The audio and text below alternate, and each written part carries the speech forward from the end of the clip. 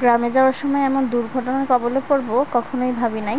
এত বড় দুর্ঘটনা থেকে বেঁচে গ্রামে যেতে পারছি, তার জন্য আল্লাহর কাছে অনেক অনেক শুকরিয়া। আসসালামু আলাইকুম, কি অবস্থা সবার? আমি আলহামদুলিল্লাহ অনেক ভালো আছি। কেমন দুর্ঘটনায় পড়েছি আর কিভাবে বাঁচলাম সবই বলবো একটু পরে, তার জন্য পুরো ভিডিওটা দেখতে হবে। বৃষ্টি পড়বনি নোবেল, এদিকে আসো।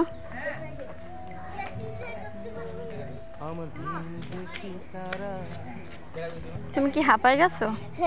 আর দৌড়াও না বাবা। ওই দেখ আম পড়ছে, আম পড়ছে, মাথায় আম পড়ছে, মাথায় আম পড়ছে। তো আমাদের যেতে যেতে প্রায় বিকেল হয়ে গেছিলো, 5টা বেজে গেছিলো। তারপরে আমি একটু খাওয়া দাওয়া করে উঠানে বসেছিলাম। উঠানে বসার পরে এই যে ভাবি দেখলাম চাল গুঁড়ো করছে, রাতে পিঠা বানাবে এর জন্য।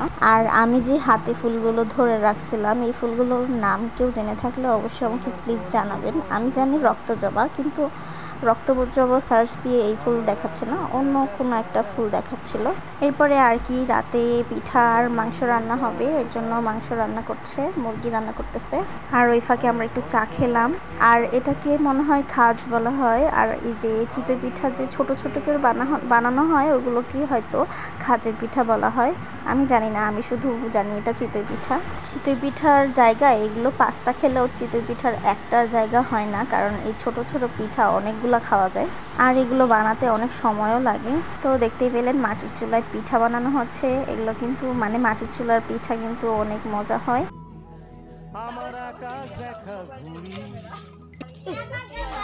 এরপরে সময় হয়ে গেল আমাদের খাওয়ার। আমি যে কয়টা খেয়েছি এই পিঠাগুলো আমার মনেই নাই, মানে আমি গুনিও নাই কয়টা খাইছি, মানে খাইতেছি আর খাইতেই আছি। দেন খাওয়া দাওয়ার পরে আমরা ঘুমিয়ে পড়ছিলাম। এটা হচ্ছে তার পরের দিন। একদম গাছ থেকে পিওর আম পাড়া হইতেছে, কারণ ভর্তা বানানো হবে। আপনারা কি বলেন, আম মাখা নাকি আম ভর্তা? আমরা তো আম ভর্তাই বলে থাকি।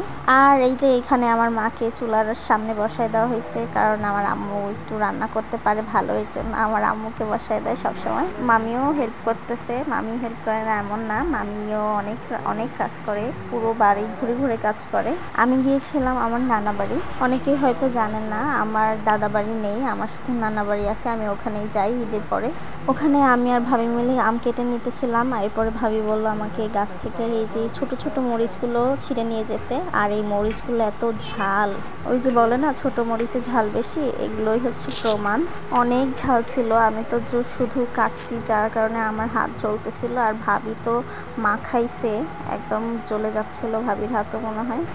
আর এই যে দেখতে পেলেন ধনিয়া পাতা, এইগুলো হচ্ছে আমি গাছ লাগানো ছিল, ওগুলো এনে আমি কেটে নিব এখন। আর এগুলোকে বলে বিলাতি ধনে পাতা। আমার ওই চিকন চিকন ধনে পাতার থেকে বিলাতি ধনে পাতাটা অনেক ভালো লাগে। আম কেটে নেওয়া হয়েছে, এখন এর মধ্যে একে একে আমি ধনিয়া পাতা কুচি করে দিয়ে দিলাম। আর এই যে কাঁচামরিচটা কেটে নিতেছিলাম, দেখেন কি ছোট ছোট কাঁচামরিচ, দেখতে বোঝা যাচ্ছে কিন্তু অনেক ঝাল।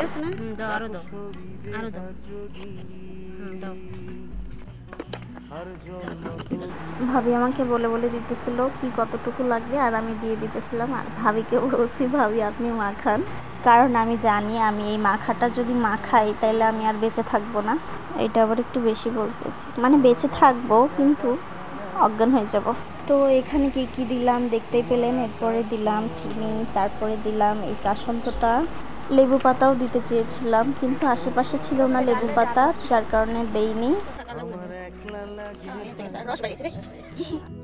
আরো দিন, বেশি খেলে বেশি দাও।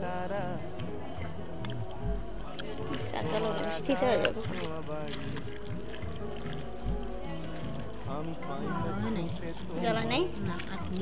তো এই তো আমাদের আম মাখা শেষ, আর এখন খাওয়াও শেষ হয়ে যাচ্ছে।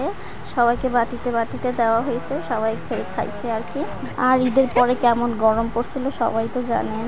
আর এই গরমে বসে বসে আমরা ঝাল খাচ্ছিলাম আর হু হা করতেছিলাম।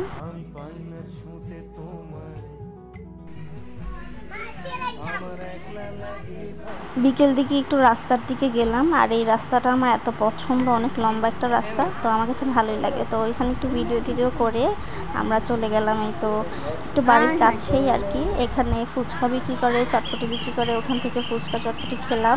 সেদিন আর ভিডিও করা হয়নি, তারপরের দিন এই তো ভিডিও করছিলাম। আর এটা হচ্ছে আমার নানু বাড়ি।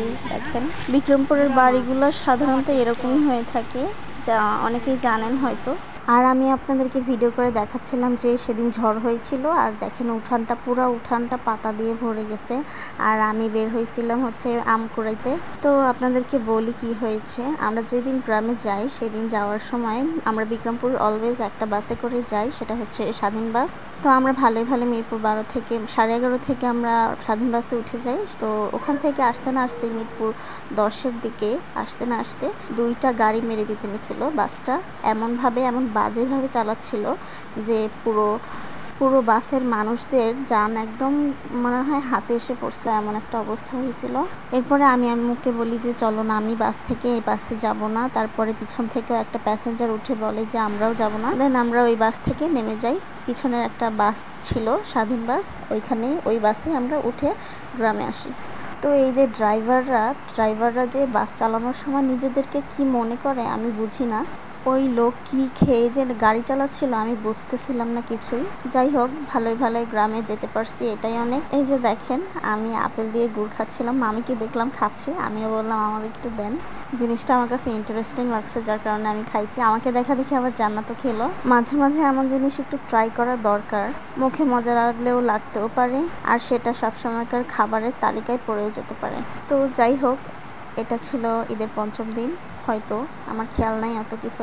5ম দিন না হলে 6ষ্ঠ দিন তো হবেই। সেদিন আমরা বাসায় ফেরত চলে আসছি। সবাই ভালো থাকবেন, আমার জন্য দোয়া করবেন। আল্লাহ হাফেজ।